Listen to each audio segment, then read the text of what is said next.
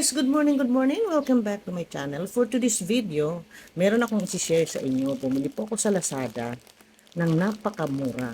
Nag-try lang naman ako kung talagang, alam mo, wala namang masama kung mag-try. Total mura lang naman. So ito po, ayan siya. Yung price niya is, ayan. Kasama ang shipping yan, 120. Itong isang unit yung pang ano sa rep. Ayan o. One piece is 13 pesos at dalawang light brown na panty po siya large size is 29 pesos. At yung isa yung putsak niya na 20 pesos. Binuksan ko na pa ito dahil talagang sinigurado ko kung talagang tama yung pinadala nila. So, papakita ko na lang sa inyo. At sasabihin ko rin sa inyo kung paano ko ginawa ito. So, ito po ang ating nabili sa Lazada. Ito siya, dalawang panty na large na ang halaga po nito is 23 pesos. Yan.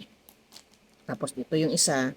Ito naman, seamless ito na panty. Na ang ganda rin, yung light brown siya. So, dalawa ito. Tapos, ito naman, ito yung ano sa rep na 13 pesos. Nag-try ako dahil may napanood ako sa isang vlogger na sa kanyang reels na bumili, nagtiyaga lang siya ng browser sa Lazada sa mga online na mura lang siya, tumbler naman yung kanya. Tapos, nabili lang niya na napakamura. So, sabi ko, kailangan lang daw, tiyaga-tiyaga lang daw pagbabrowse, hanap-hanap, tiyaga. Siyempre, talaga namang kailangan mo tiyagaan ng hanap, no?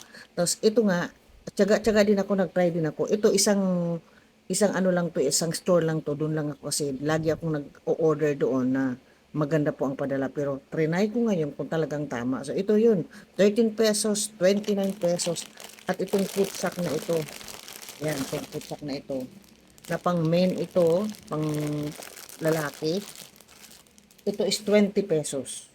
Oh, saan ka pa? So, lahat-lahat ito kasama ang kanang shipping payment is nagkakahalaga lang po siya ng 120 pesos. Kailangan lang talaga tiyaga-tiyaga. Tiyaga, masipag at tiyaga ka lang na magbabrowse, makakita ka ng sale, di grab mo na. Ako, try ko lang talaga kung totoo nga, pero ito, totoo. Totoo na ito. So, yan ang tip ko sa inyo. Mag-browse kayo ng mga mura, then tingnan mo rin yung ano, yung mga comment nila, kung yung sa comment section kung maganda, then mag-try ka. So, mag-try ka lang ng afford mo yung pera na kahit man hindi man maibigay ng tama, parang hindi masakit sa kalooban na yun lang pala ang makukuha mo.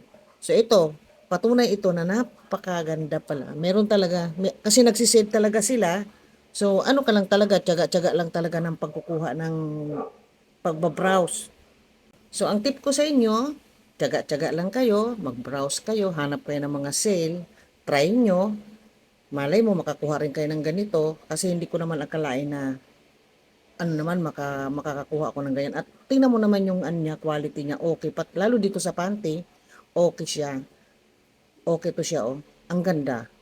Hindi ka naman magsisisi sa kanyang quality, maganda. Talagang nagsisale lang sila.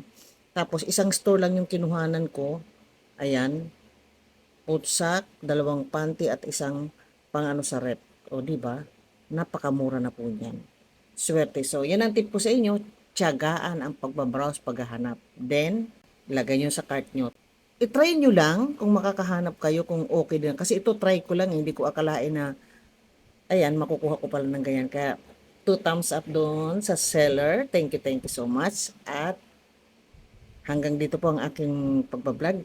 Na-share ko lang sa inyo para kung kayo gusto nyo rin makakuha ng mga ganyan na mura, try nyo rin, tiyagaan nyo rin. Kasi ako, tinignan ko talaga kasi sabi nung narinig ko ng vlogger na tiyaga-tiyaga lang. So, pinagtiyagaan ko. Okay naman. 2 thumbs up. So, thank you for watching. Sana po nakapagbigay ito ng tip sa inyo para naman kahit papano makatipid kayo, di ba? Oh. Sana na-enjoy nyo po ang aking pagbablog ito at nakapagbigay ng kaalaman at tip sa inyo para kayong makakuha rin ng ganito kamura. Thank you for watching. Bye-bye!